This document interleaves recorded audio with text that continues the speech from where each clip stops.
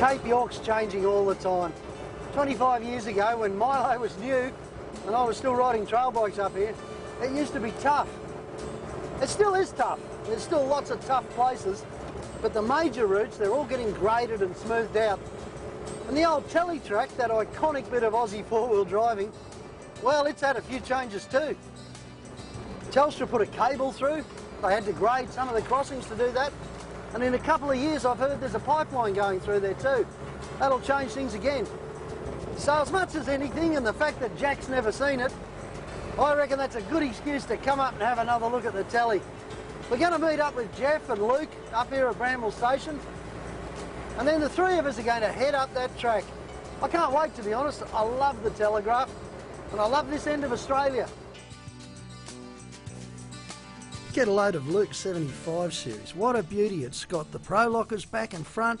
He's had this custom rear made for it. It's an awesome truck. But Geoff, well, Geoff's the local, isn't he? He's got the 80 series. It's got XGF suspension and poly air bags and a dual battery system. It's got that good stuff you need for touring. So with two good trucks, we're off. Time to do the Telly. Our trip's kicking off from Bramble Station. We're going to take the Telly right from here, which is the straight route to the top, except for all the bendy bits. And then once we get over the Jardine, well, then we'll go and see if we can find a beaut little sunset on the coast or something up at Bamaga.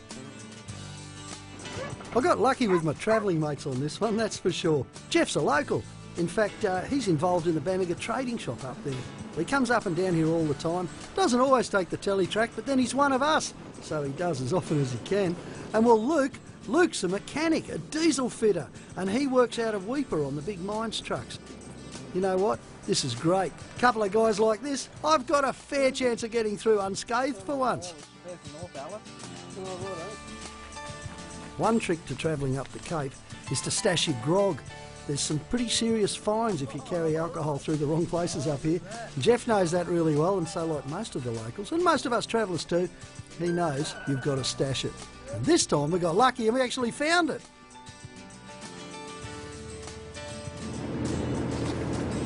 It's nice to see that so far anyway, it's just the way it's always been. There's no big change. The Telstra guys did us a real favour. I mean, they could have just as easily bulldozed this into a big track, but they've actually been very sensitive about it and put the cable just to one side, haven't they? If you didn't know it was there, I mean, you can't see it. It's no place for a low vehicle, is it? That's all. I mean, you wouldn't have a hope up here if you didn't have a bit of race.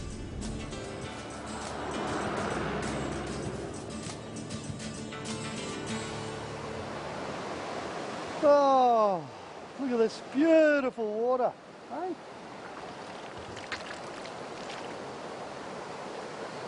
You can just taste the pure rain in it. Beautiful. Look at this. Typical. 3 exits.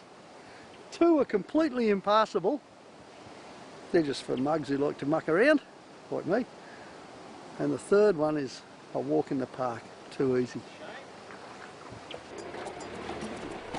There's nothing too hard about crossing the Dulhunty. There never has been.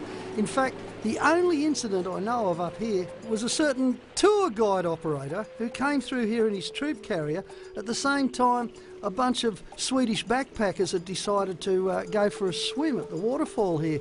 And he got a little bit distracted and ran into a tree. And I think I'm still paying for that rhubarb, actually.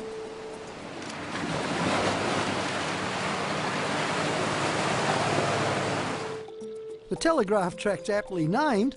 It's littered with remnants of the old telegraph line, which used to run dead straight. It's amazing how the road doesn't anymore, though.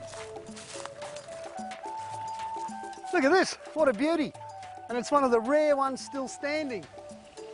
You know, they came through here, I think 1885, and it took them a couple of years to finish it, but it was an awesome job. Can you imagine coming up the Cape when there was nothing else, on horseback and laying these poles? I'll tell you what, the pioneers, they really had a hard job ahead of them, but for the first time, by 1887, Australia was wired up to the rest of the world. It's really quite awesome, you know. One of the horrible things, I guess, in a way, is that over the years, people have been just knocking them over just to pull the insulators off the top, just to go home with a souvenir that wasn't a plastic crocodile or a t-shirt. It's a bit of a pity, and I bet there's a lot of people I'm talking to out there who've got a few insulators at home somewhere. And you know what? The thing that I always find amazing is that to this day, our best four-wheel drive tracks, for most of the time, follow power lines or telegraph lines or some pioneer's early cut through the bush. Birdie's fairly typical of a lot of the track river crossings, and there's so many of them, it's so much fun.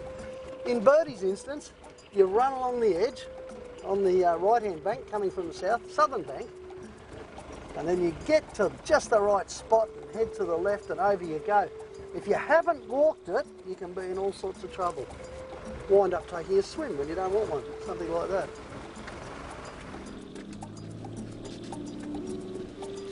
Geoff and Luke knew that. I mean, they're following me and they're locals anyway. But when Tim brought the camera car through, oh, it was a different matter, wasn't it? He got it all cocked up and we just about had to go to New Guinea to get him back. Big angles are a real Cape thing, and that's why we don't put a lot of weight on the roof.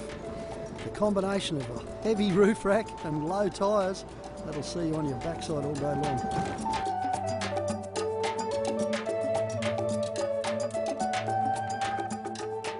Things happen pretty quickly up here when you're having fun. It wasn't long before we were on Gunshot, the infamous Gunshot. Ooh, you gotta love this one.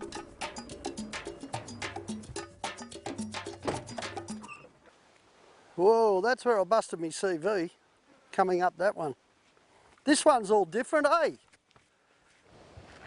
Yeah, I sort of got to the bottom and stopped. This is the infamous Gunshot, probably the most photographed creek crossing in Australia. Definitely the most famous for a whole lot of really good reasons. There's 5 possibilities to get into Gunshot. One of them is eminently drivable. It's very, very easy, and that's because the Telstra guys came down here, laid a cable, flattened it all out.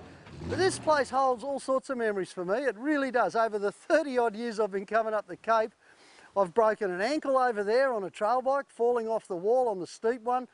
Milo pulled its winch to pieces going up that hard one in the middle. I lost a drawbar on a Prado up here pulling a camper trailer through. So many people have had a breakdown here. Now, it's not really necessary anymore because it's fairly easy. But because we're four-wheel drive action, and because of what this creek's done to me over the years, there's no way I'm going to let it go. I'm going to go and try the track that broke my CV, trying it the opposite way. It's pretty muddy at the bottom. It should be a bit of an adventure if nothing else. I don't know if the guys will follow me through yet, but we'll see how I go. Now, I know it's soft and slippery, so I've got the rear locker in and bang, Jack goes straight into the glove box. No worries, we've got through. A lot easier this way than it is the other way, that's for sure. Doomph. Beautiful. Oh, there's a bit of water in here. No way was Geoff going to miss out. He brought the 80 down nice and controlled. If you consider all the wheels locked up, sliding nice and controlled. That mud at the bottom. Mud is the bane of Gunshot. The mud here is stickier and wetter and oozier than anywhere else in the world, I think. Certainly slows a few people up. There we go, nice clean rims and everything. Well, Luke saw the fun we were having. There was no way he was going to miss out. And even though his 79's a heavy old beast, over she goes, all locked up. Very controlled slide too, it was. Potential for a lot of damage there, especially with an independent front suspension setup, but he handled it beautifully. Oh, crikey, there's a lot of weight in all that aluminium, you know. Too easy. Good old Milo.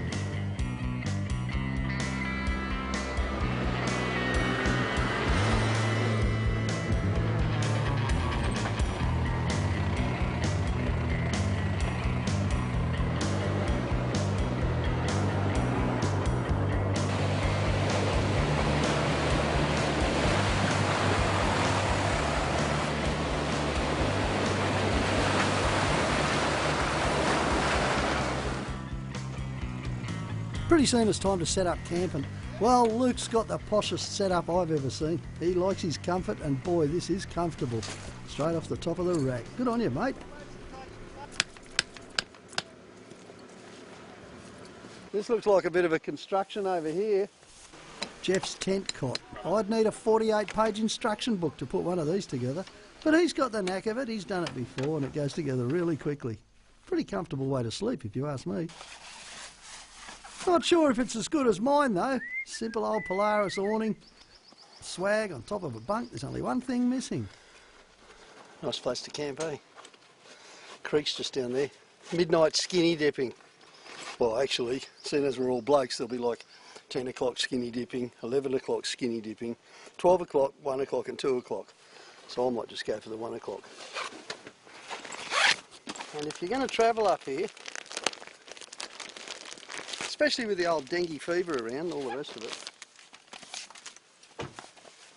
these little numbers are perfect.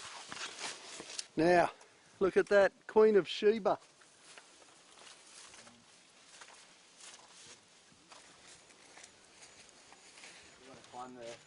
What to do with a sharp knife, actually? The normal thing once we've set up camp is I get to do all the cooking while the other guys sit around the fire and do the drinking. Well, maybe not always, but in this case, how lucky am I? Geoff is a chef by training and he's worked in some pretty flash resorts too. So he offers to help and I take him up on it. In fact, if I had my way, I'd be sitting down at the creek with a beer and he'd be doing all the cooking. But that only happens in the movies, doesn't it?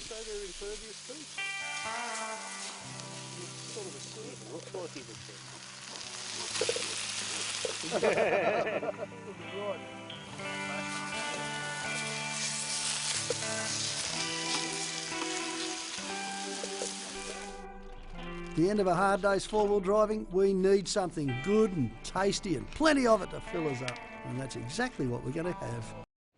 Next morning we're up bright and early, packed up and heading for Elliot Falls. I guess when it's the Telly track, there's a bit of fun every day, there really is.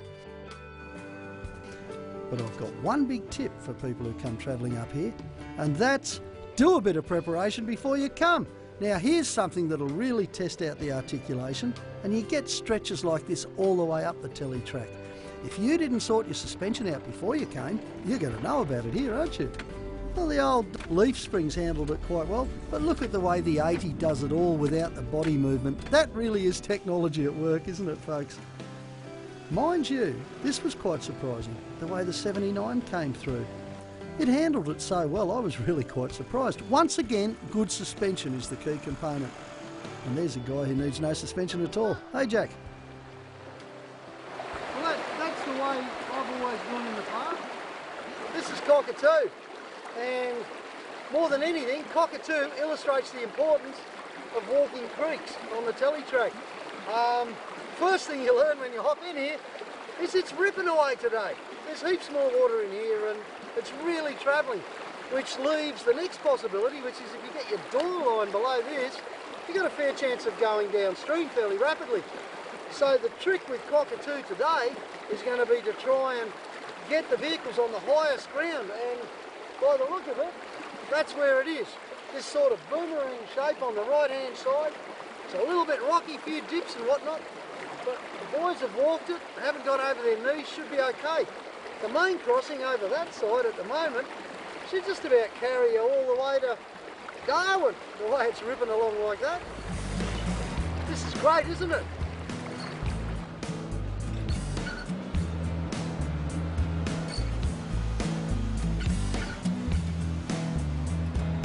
How'd you go on that, Geoff? Coming through it now, mate. No hassle. Good stuff. Geoff said it was no hassle, but he had wet carpets afterwards. This is one of the big differences between a ute and a wagon. If you look at Luke's ute, it's pretty rare the door line goes under the water in this crossing. So he gets to keep his carpets dry. They're a very capable truck, those 79s. Not quite as strong as a 45, of course.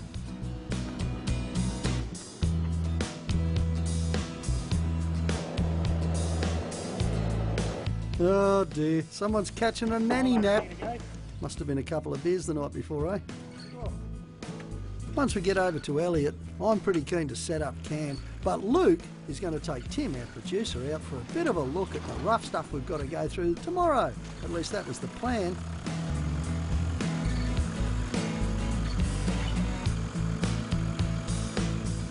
all of a sudden Luke became part of the rough stuff we had to go through tomorrow.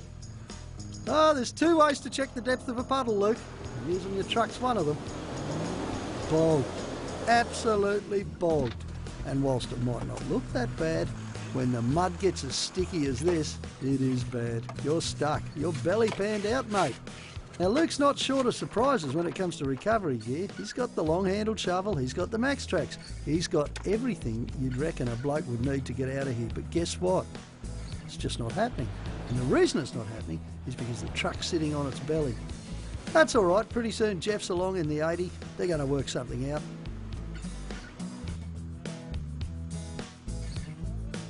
There's a lot of new recovery gear coming out of bags about now.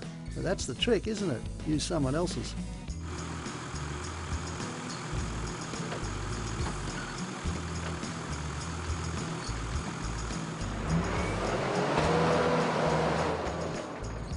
Now, did you see that budge an inch? No, neither did I. It's stuck. Really firmly stuck.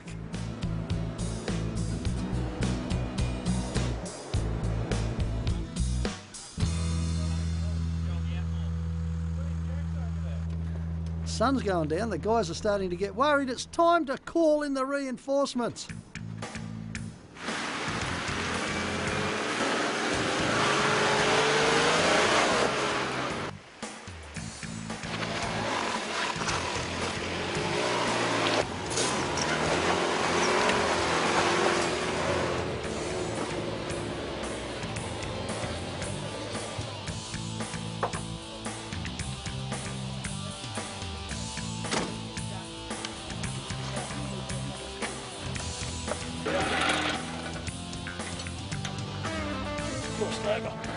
We're going to have to try something a little bit tricky here.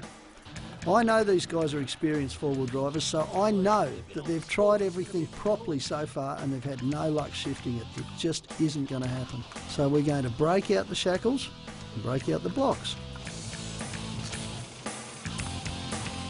Recovery blanket. Recovery blanket. That's us, mate.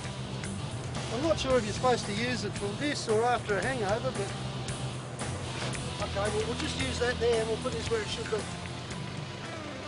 First effort out, we've got the line doubled up, and look at this.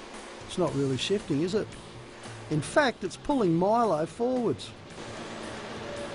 So we've got two problems here. We haven't got enough strain to pull the truck out, and the truck doing the pulling is shifting. Well, there's only one thing for it. We get Geoff to chuck the 80 over the ledge, and we'll back up in on that. Man, that's an awful lot of pull for no movement. It's stuck. It's really stuck. We'll get both blocks on it, we'll go 4 times the torque, and we'll chain up again. Alright, so just chuck this in the back for now. Yep.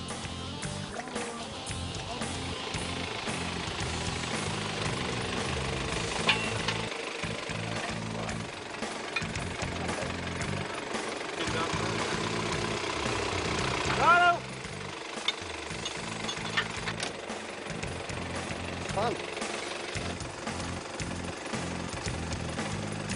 We get So two I think- chains and like, hook them. Yeah. We'll do the. I think these are different size chains, but so have a look. What we might have to do is go off Milo twice, back to that chain or something.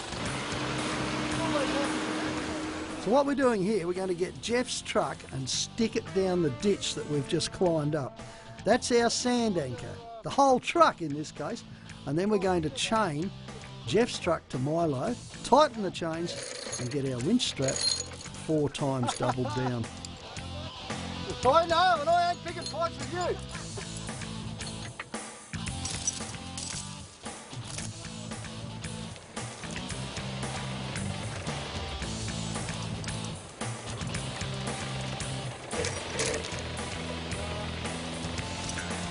Alright, unfasten your forward. I'm actually forward a little bit to get beyond that lip, so that'll take up the slack.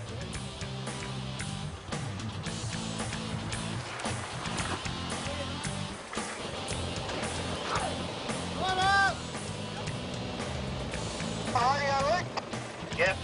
Righto, I'll tell you when to get into reverse, Luke. Right now, Milo's right between these two heavy trucks doing all the pulling from both ends. You reckon I'm glad I got good bars back in front? You bet I am. It's the only thing that kept the old girl in one piece.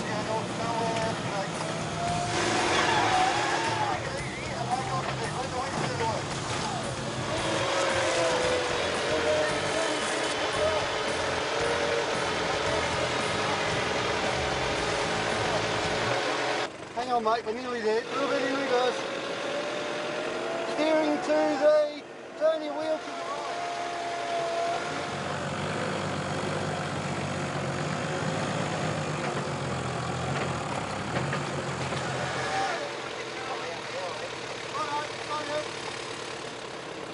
He's out. Hey, he's out. Oh, listen to that winch. That winch, it sounds horrible. I think we just killed it. It was a really nice feeling getting that truck just to move a few feet. Once we'd done that, we knew we were on the way out. Guess we'll have to go back to the camp now and have a beer then. Couple of hundred. At more expense. Steve, isn't it? I want to say thanks to Steve, because if he hadn't come down with that chain, we wouldn't have had a hope in hell. Where's the dog gone? Oh. Well, I might head back to camp for those beers, but I think Luke's lost his wallet or something. Something here. No worries, mate. When you find it, we'll be back at camp near the esky. It's nice to get to Elliot Falls for a bit of a wash-off, I can tell you. This place is pretty civilised as far as the Cape goes. Lots of signs and boardwalks and all that nice tourist stuff, because a lot of tourists fly in to see the top end, hop in a car and come down to Twin Falls, and that's it. That's their whole Cape experience. Mind you, they did pick a very nice part of it, didn't they? Oh, well, after that great big recovery last night, there's nothing better than coming down here to Honeymoon Hole at Elliot Falls for a bit of a wash. I'm in. There's something about Honeymoon Hole that's very, very romantic. Not so much on this occasion, but I do remember an occasion about 7 years ago when the handbrake and I came here, and as a result we got 3 kids. Won't be coming here again.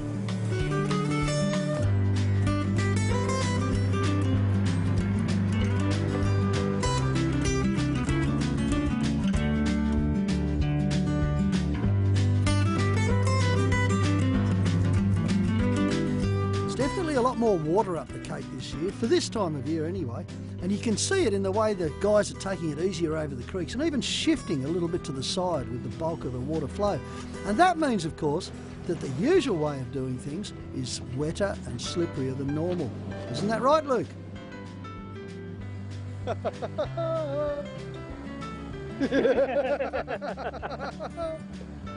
don't believe it. We've gone, what, nearly 2 kilometres and you're stuck again? Yeah. You take all the hard tracks. Someone has to. All right, what do you want to do? Get out.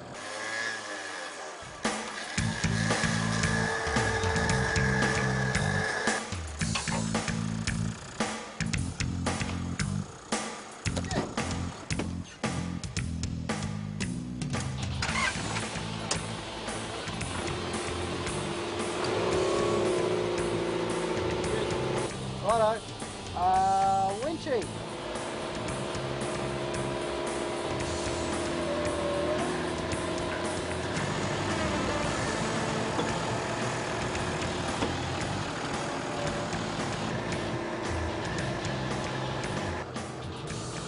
Out again. This is where Luke got stuck, by coming up the main track. Wheels there, wheels there. This is where everyone's come. Most of you people know this, but at the end of the day, where everyone else went is not always the best place to go. And I've got this theory that I know you would have heard before, the 3-truck theory, you know. First truck goes through, no worries. Second truck makes it, but only just. Third truck gets bogged. And the only way around that is to pick a slightly different route if you're the second or the third truck. We'll see what Geoff does. Your best bet would be to ride that bank up. It's not going to be easy. All right, we'll see what happens. Yeah, it's all fun.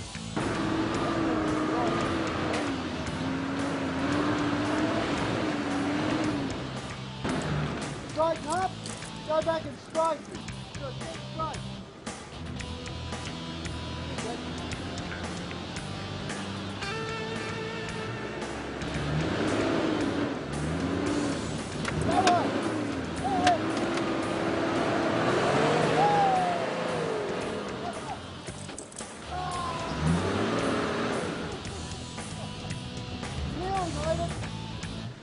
Ooh, squish, squish, squish. Just about down to the windows. So, what do you reckon? Those 2 cartons that Luke owes you? Sounds like we're doubling up, I reckon. Oh, gee, I'm doing well. I'll have to make some room in Milo for all these cartons. We're going to pull Geoff straight back because he wants to have another go at it. And why does he want to have another go? Because he wants to get it right. And the only tip I can give him is to give it lots of berries. Do you reckon you can get out from there? Can't get out from here. I might try and attempt it the other side. I think that's what he had in mind too. The other side with a lot of mungo. And that's what it takes sometimes, folks. Pedal to the metal. Now you could see very clearly there the advantage of a little bit more power. If Geoff had been able to make a bit more power, he would have scooted through there the first time without any recovery. And that sort of tight situation where you need some instant momentum is a really good reason to have a bit of a play and get some more power. In Milo's case, with the new motor all balanced and everything else, I took it to AWMS and I got them to fit this little bleed valve. What that does is increase the turbo's pressure from 8 to 11 psi, in this case it's adjustable, and that gave me 18.7% more power, which is a really noticeable lump, a kick in the pants when you need to boot out of tight little places like that and get somewhere in a hurry. Slightly better fuel economy too, which was amazing. If there's a downside, the engine runs a little bit hotter when it's working. You expect that.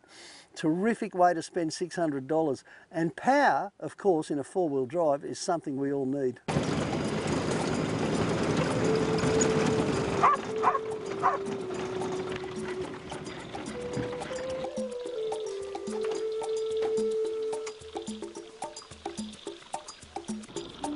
That little bit of rain's killed some of the dust. So I tell you what, we're going to have to make a bit of a shift on because what's the last ferry? 5 o'clock, isn't it? Yeah, 5 o'clock's the last one. Righto, Luke, no more getting bogged, mate. I'll try not to.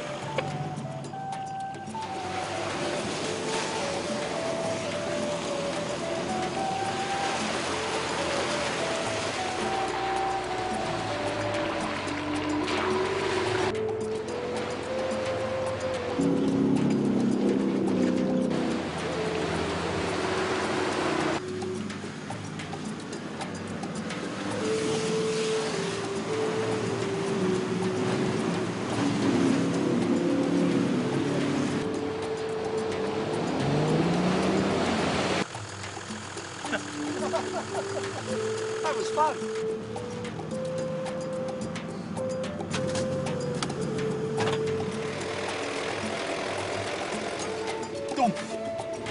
Beautiful. Now, I reckon this should be about Log Bridge.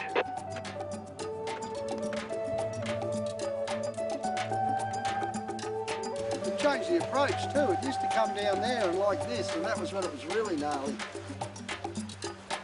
So this is all good, eh guys? Make the ferry after all. We'll make the ferry. The log bridge has been built up from years of four-wheel drive clubs and the odd tour guide party coming through here, throwing down some more logs. Now that's all good, except the danger with Log Creek is the logs rolling apart and the wheels dropping through. That happened to me in a Prado with the camper trailer, same one I brought up here once before, and just about wrecked it, and we lost the side rails and all sorts of things.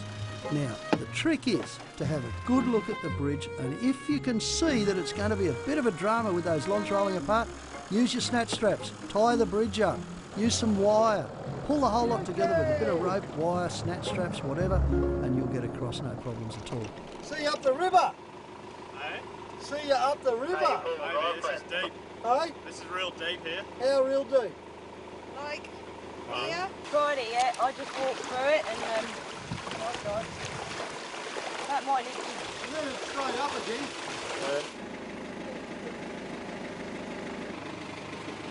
This is Nolan's last major creek crossing. It was pretty deep. It's going to be fun.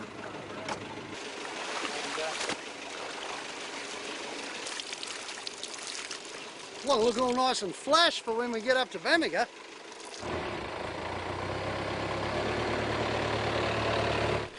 Whoa, straight in, just like the yellow submarine. She made it through though, no problems with Milo. Lots of holes in the floor to let the water out.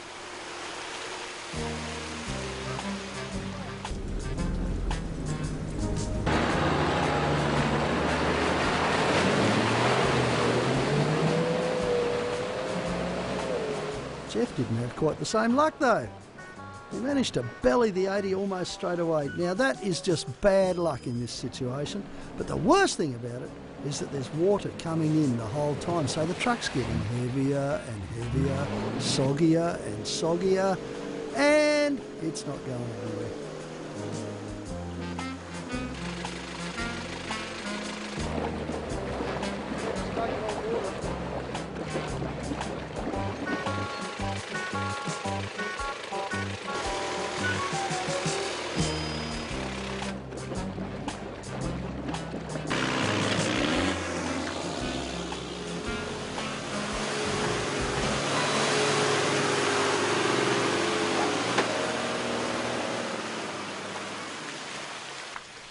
Oh, it used to be such a pretty truck. This is the 3-truck rule. This is exactly it in action. I might take a different line. You might take a different line because you're the 3rd truck. No, fair dinkum, it works every time. I mean, there's no reason with your bigger tyres, I didn't have lockers on or nothing. You should have come straight through, but you couldn't because I stirred it up. So it's the old, if you're first, you look like a hero. If you're second, you get to Look like an idiot. You couldn't look like an idiot. Should we move yours out? Yeah, I'm going to move mine out of the road, and we'll leave Geoff's here, because now it's full of water. It'll be nice and heavy, make a good tow truck.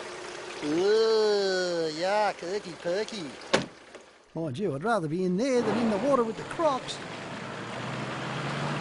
Luke takes a whole different line, goes right around the corner and whips straight through, no problems at all. Makes you wonder why we didn't go that way the first time, doesn't it? And of course, our friends have done the best thing you can do in this situation when you're travelling on your own. They've waited till someone else came along and made all the mistakes, and then they've suited up, got the plastic tarp on the front to get the bow wave going, very necessary with a petrol disco, and they've gone straight through. That's the big trick. Wait for someone else to sink.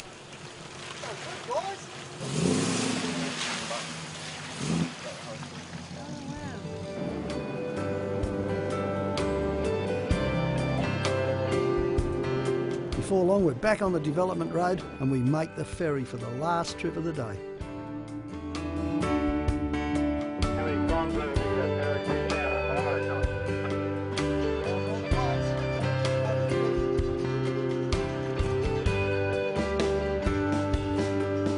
Jack's on croc watch up the back there. Good bringing your own crocodile bait along.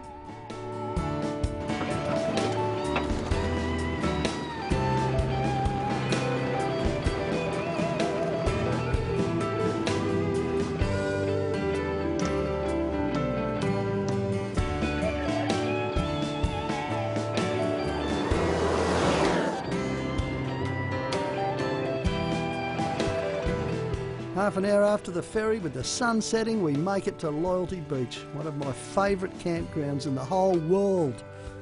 This is just an extreme place. It's a beautiful place, and it's the perfect place to end a hard trip like the Telly track. You know what? It doesn't matter how many times I've done the Telly track. The feeling of achievement when you get to the end, when you get up here to the tip, when you get to watch the sunset over the ocean and have a nice beer on the beach, it just gets better and better. You know what? I could do this again and again and again. Never get sick of the Cape.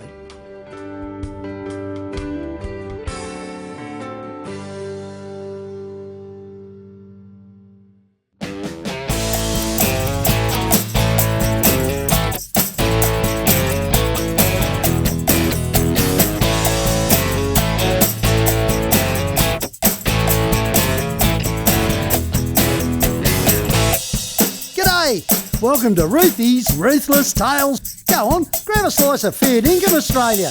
Get your dose of Roothy and put a smile on your dial.